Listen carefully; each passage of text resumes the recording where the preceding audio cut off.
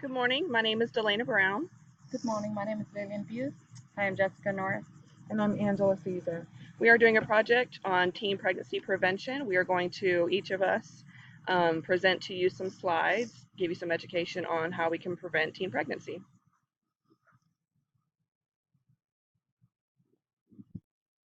So the objectives today that we want you guys all to take home with you, we want you to understand the risk factors of teen pregnancy, understand how teen pregnancy can occur, understand how it can happen to a mother and infant, how to prevent the teen pregnancy, and some resources for everybody to use. Teen pregnancy is any pregnancy in a teenager under the age of 20. It happens a lot more often than we're all aware of.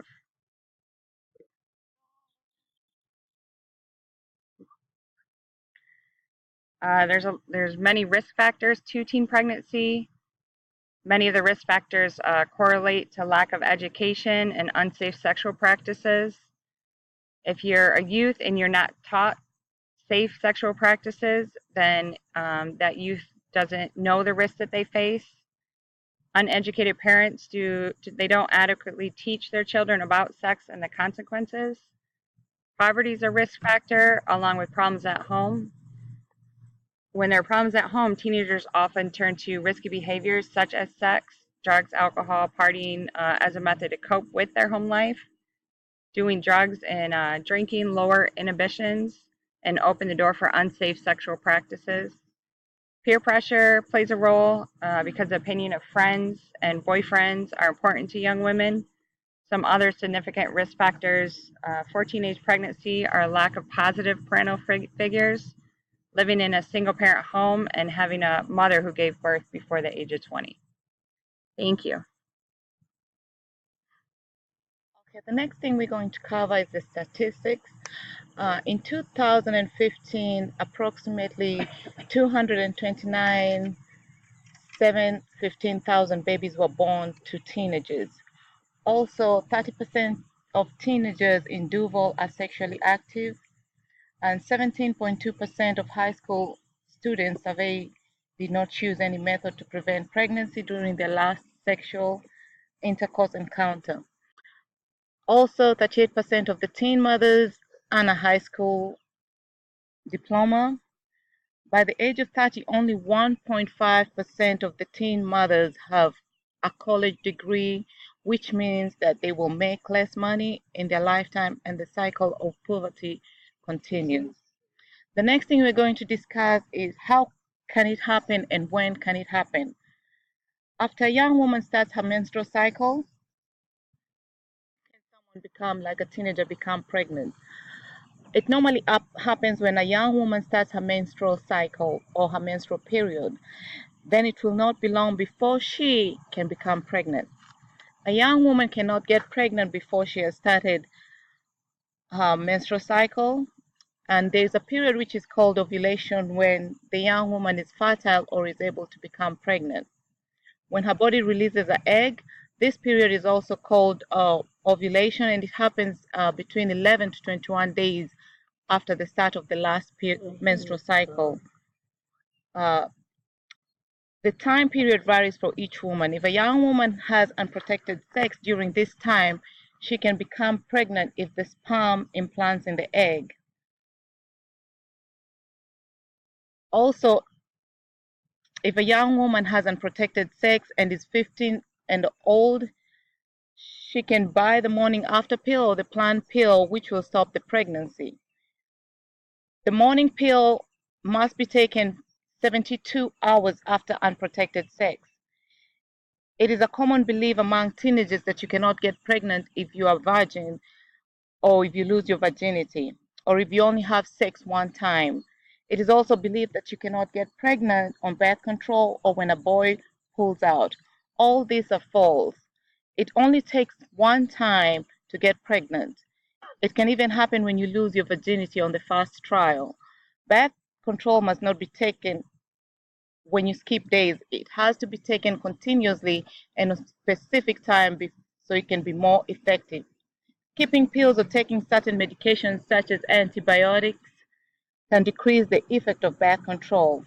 Also, condoms can break and be defective. No form of pregnant birth control or protective sexual device are 100%. The pulling out method also does not always work because in the pre-secretion or the pre-cum, the sperm can be present. Rape is another unfortunate way that a young teenager or a woman can become pregnant. Rape occurs with a lot of teenagers as sexual assault from older family members or people in the teenage may also know. If this happens, the victim is urged to alert the police and tell her parents so proper measures can be taken. There is no shame in being a victim of sexual assault. So, what happens to the body during pregnancy? Pregnancy changes your body. First off, you have the changes that are felt during pregnancy, such as the morning sickness, breast tenderness, stretching stomach, skin changes, weight gain, swelling, and etc. Then there is giving birth. Giving birth is hard, very painful, and messy. Natural births or vaginal births are when the baby travels through the birth canal to be born. This can take hours or even days to happen. During this time, you are having contractions and are hooked up to all of these machines to monitor you and the baby. Pain medications are an option, but they do not always work. While the baby is being born, your vagina can tear or need to be cut, which happens a lot with teenagers to allow room for the baby to pass. If the baby is having trouble coming out, assistive devices such as forceps or a vacuum may be used to help get the baby out. Cesarean sections or C-sections may seem like the option to choose because many young women believe that it will be easier. C-sections are a major surgery. They cut you open and go through all of that tissue and muscle to get the baby out. After birth, you have the risk of infection and complications to the surgery site, and there is a lot of pain. Some women decide to have abortion. In an abortion, the fetus is sucked or scraped out of the uterus. This is painful, and this can lead to infection and prevention of future pregnancy. Some youth go to the dirty clinics because it is cheap and they do not want their parents to find out about the abortion. These young women often have the most difficulty and end up being hospitalized from complications. If one chooses abortion, go to a reputable clinic. Health issues such as high blood pressure, STIs, postpartum depression, and death are likely to occur in teenage pregnancy. So, what can happen to the baby's body? Babies born to teenage mothers are more at risk for health concerns. Teenagers are more at risk of not getting proper prenatal care due to being afraid to tell their parents, poverty, not being educated, and etc. Not getting prenatal care can cause the baby to have birth defects such as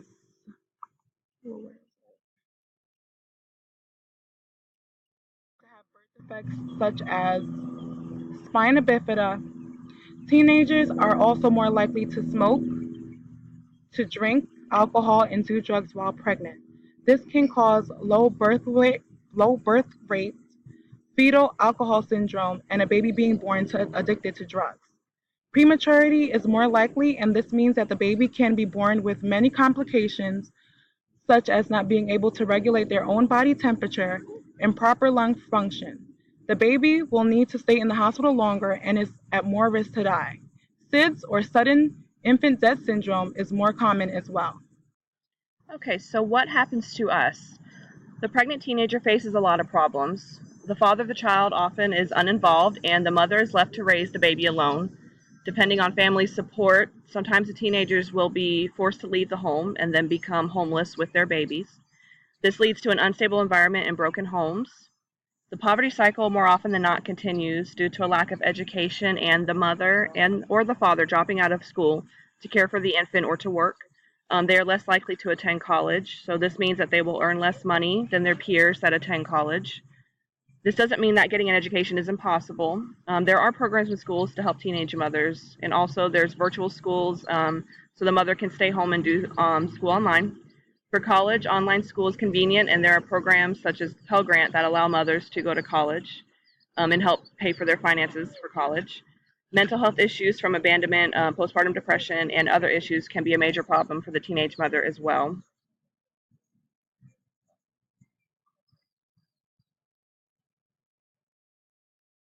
Prevention. There are many ways for prevention, and there are also a lot of programs, especially here in Duval, to help prevent teen pregnancy. Most schools start with health classes to educate, and then in high school, it usually is required, especially in this zip code 32210 in the county, to take a sexual education class. The issues that they teach there are related to teen pregnancy, STI prevention, peer pressure, and drug and alcohol. These are discussed, and teens are shown ways to combat these issues. Safe sexual practices are taught and can prevent teen pregnancy. The biggest prevention is abstinence, which is not engaging in sexual behaviors at all, so just say no. Avoiding risky behaviors such as drinking and doing drugs, and staying around people that are good influences, so the peer pressure is less, can help. Parental involvement is key, though.